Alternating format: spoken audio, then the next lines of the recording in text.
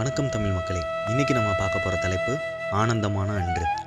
வயது தான் ஆகிவிட்டதா, இல்லை சந்தோஷத்தின் அர்த்தம்தான் மாறிவிட்டதா? ஆடம்பர உணவாக சில்லி பரோட்டாவும் ஆசை உணவாக சுருட்டிய நெய் தோசை மட்டுமே இருந்த ஃப்ரைட் ரைஸும் கிரில் சிக்கனும் அறிமுகமாகாத அழகிய காலம் அது. சட்டை பாக்கெட்டில் செல்போன்கள் இல்லை, சுவரெங்கும் சார்ஜரின் வாள்கள் தொங்கவில்லை. நேரம் பார்க்க வாட்ச் கட்டிய மனிதர்களை தேடினோம். தூங்குவதற்கு ரேடியோ, எழுவதற்கு அலாரம் கிளாக், தனிமையில் பாத்ரூம் என எந்த செயலுக்கும் செல்போனோடு ஒப்பந்தம் போடாத ஒரு அழகிய காலம் அது. சமையல் சேனலாக ஆச்சியும், கதை பேசும் சேனலாக அத்தையும், சிரித்து கேட்க பெரிமா பெரிப்பாவும் இருக்க யூடியூப் அனாதையாக இருந்த காலம் அது. டிக்ஷனரி, ஃபோன் டைரி, பிசிஓ பூத்துகள், கால்குலேட்டர், கார்பன் சீட் இதுவையெல்லாம் முக்கிய அமைச்சர்களாக வீட்டில் ஆட்சி புரிந்த காலம் அது. பக்கத்து வீட்டு செடியில் தெரியாமல் பூக்களை பறித்தோம், தெரிந்தே பல மணி நேரங்கள் ஒன்றாக அமர்ந்தும் சமைத்தோம். பிளாஸ்டிக் பூக்கள் இல்லாத நறுமணமான கனகாம்பர காலம் அது. பக்கத்து கடை முதல் பக்கத்து ஊர் வரை நடந்தே சென்றோம். பெல்லும் பிரேக்கும் இல்லாத வாடகை சைக்கிளில் எங்கே மணல் கொட்டி கிடக்கிறது, எந்த தெருவில் ஜேசிபி உள்ளது என தேடிச் சென்றோம். சில்லறை காசுகளை எண்ணியே வாங்கினோம், எண்ணியே கொடுத்தோம். தியேட்டரில் மட்டுமே பாப்கார்ன் கிடைத்தது, புது படங்களும் கிடைத்தது.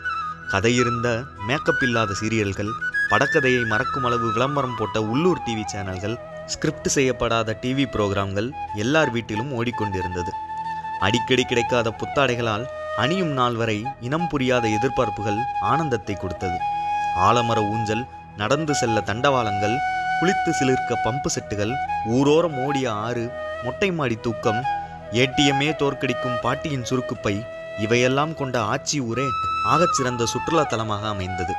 ரீசார்ஜ் செய்ய தனிக்கடைகள், பென்டிரைவ் பாடல்கள், டிவிடி வீடியோ கேசட்டுகள், மகேந்திரா வேன்கள், அடடா மறைந்தவை அனைத்தையும் மறக்காமல் சொல்ல மணி நேரங்கள் பத்தாது போல.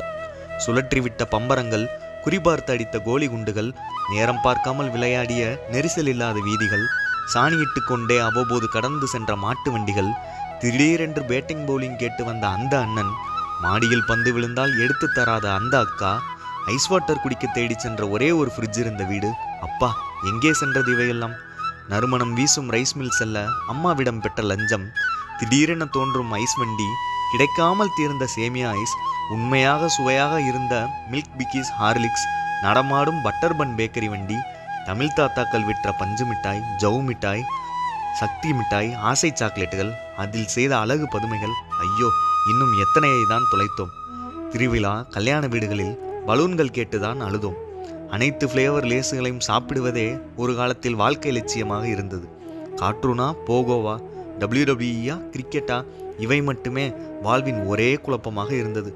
உடனே வராத கேபிள் கரண்ட், பாதியில் பவர் கட்டான வீடியோ கேம் இவை மட்டுமே மன கஷ்டத்தையும் கொடுத்தது.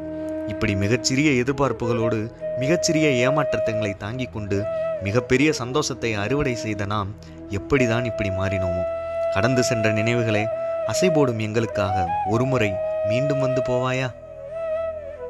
நன்றி.